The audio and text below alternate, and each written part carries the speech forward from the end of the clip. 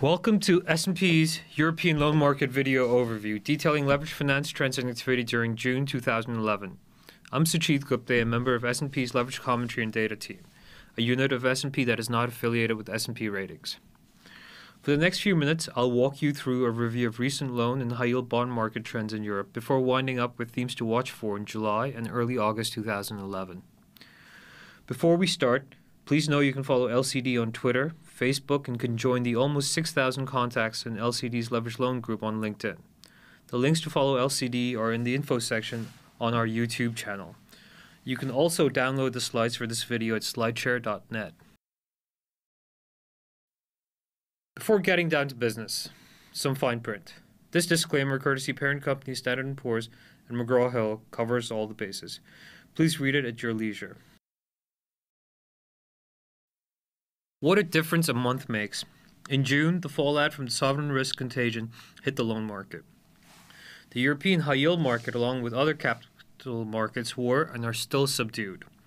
The high-yield market has played a large part in refinancing loans through bond-for-loan takeouts and thereby returning cash to loan investors. High-yield new issue volume for June 2011 was 1.9 billion euros, down quite substantially from the 6.8 billion euros seen in May. New issue loan volume, on the other hand, had a read of 6 billion euros, the highest so far this year. The pendulum has clearly shifted back to investors, as supply has exceeded demand. In the secondary market, loans finished the month at 98.38, while high-yield bonds closed the month at 101.09. The S&P European Leveraged Loan Index, the LE, had a negative return of 1.23% ex-currency for the month of June 2011.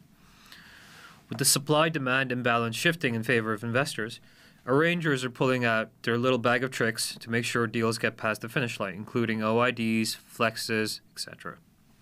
On a positive note, default rates remain at their historical lows.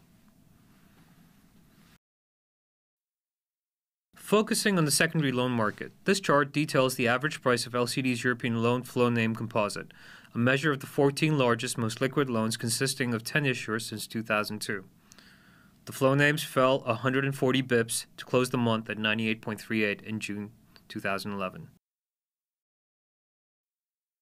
This next chart details the average price of LCD's European High-Yield Flow Name Composite, a measure of the 12 most liquid high-yield issues since the beginning of the year 2010.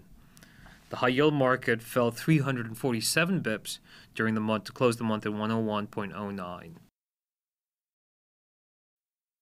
This next chart details the monthly return of the LE, a broad measure of European loan market returns that LCD calculates. The European loan market posted a negative return of 1.23% for June, down from the positive 0.77% for May 2011.